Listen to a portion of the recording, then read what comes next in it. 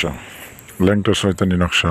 যে স্ক্রিনে যে নকশাটা দেখছেন ল্যাংটা শয়তানি নকশা, 24 ঘন্টার ভিতরে যে কোনো লোককে ল্যাংটা শয়তানের মতন পাগল করে আনতে পারবেন। ল্যাংটা শয়তানি নকশা, ল্যাংটা শয়তানি নকশা, শয়তানের মতন পাগল বানায় আনতে পারবেন। শয়তানের মতো করে নাচতে নাচতে আপনার কাছে চলে আসবে। তবে ভিউয়ার্স, আজকে যদি রানা ভাই ডি চ্যানেলে যারা ভিডিওটি ওপেন করছেন, আমার ভিডিওটি ওপেন করছেন দূরে বা কাছে, দেশে বা বিদেশে, দূর দূরান্তে যে জায়গা থেকে দেখতেছেন, সবাইকে আন্তরিক শুভেচ্ছা অভিনন্দন। আশা করি বন্ধুরা ভালো আছেন। আজকে যে নকশাটা নিয়ে আলোচনা করবো, এটা খুব খারাপ একটি নকশা, আপনারা জানেন। এরকম নকশা নিয়মকরণ আপনারা অনেক জায়গাতে দেখছেন, কিন্তু নিয়মকরণ কি অন্য রকম যে এখন আছে।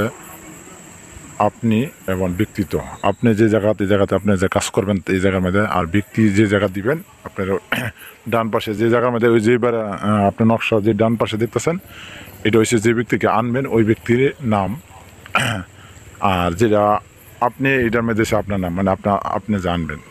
তো এখন কথা হলো কীভাবে কাজটি করবেন, সম্পূর্ণ মনোযোগ সহকারে দেখেন। আমি আমার প্রত্যেকটি ভিডিওতে দিয়ে বলি যে কোনো তান্ত্রিক, অনেক কবিরাজ, অনেক আম পাবলিক আপনারা কাজ করতে পারবেন মনোযোগ সহকারে যদি আপনারা দেখেন, কাজ করেন। তো সর্বপ্রথম কথা হলো, আপনারা যে নিয়মকানুনগুলো ফলো না করলে আপনারা কাজ করতে পারবেন না। আপনারা যখন নকশাটা দেখতেছেন স্ক্রিনে, এটা সাদা একটা কাগজে, যেমন সাদা স্ক্রিনে যে নকশাটা আপনি লিখছেন, ঠিক এরকম সাদা একটি নকশার মধ্যে আপনারা লিখবেন আপনার মেশকত জাফরান, অরিজিনাল মেশকত জাফরান, কুমকুম গোছানা, তিন জাতি দিয়ে একটা কালি তৈরি করবেন। এই কালিটা দিয়ে আপনারা সংকলন করবেন, লিখবেন। আপনারা লিখবেন কি, লিখবেন পুরাটা নকশা লিখিয়া আপনি একটা নকশা লিখবেন। হ্যাঁ, নকশা লেখা হয়ে গেছে। আপনারা করবেন কি, লোবানের দোয়া লিখবেন। নিয়মকানুন ধূপ লোবান জ্বালাতে হবে অবশ্যই। আপনারা শনি অর্থাৎ মঙ্গলবার হইতে হবে, রাত্রে কাজটি করতে হবে। শনি মঙ্গলবার আপনার কাজ করতে হবে 11টার পর।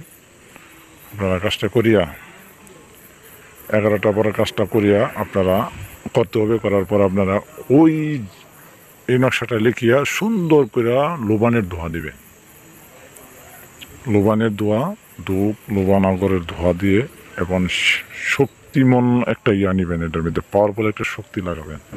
এই শক্তি লাগানোর পর আপনারা করবেন কি, হ্যাঁ, পরে এই তাবিজটা বানায়া আপনারা যে কোনো একটা মরা গাছ, এই নকশাটা বানায় আপনারা যে কোনো একটি মরা গাছ, যে ব্যক্তিরা ছোটো হোক বড় হোক, ওই মরা গাছে শিকড়ের মধ্যে বেঁধে দিবেন। কি বলবো, বেঁধে দেওয়ার পরে কিরা কসম কাটা লাভ নেই, কিরা কসম কাটা ঠিক না। তবে কাজ করতে মিস হবে, কাজ হইতে দেরি না। তবে যারা নিয়ে আমার দেখছেন এ পর্যন্তই, যারা দূর দূরান্তে কাজ করাবেন, হোয়াটসঅ্যাপ ইমো নাম্বার আছে, আর আমাদের চ্যানেলটি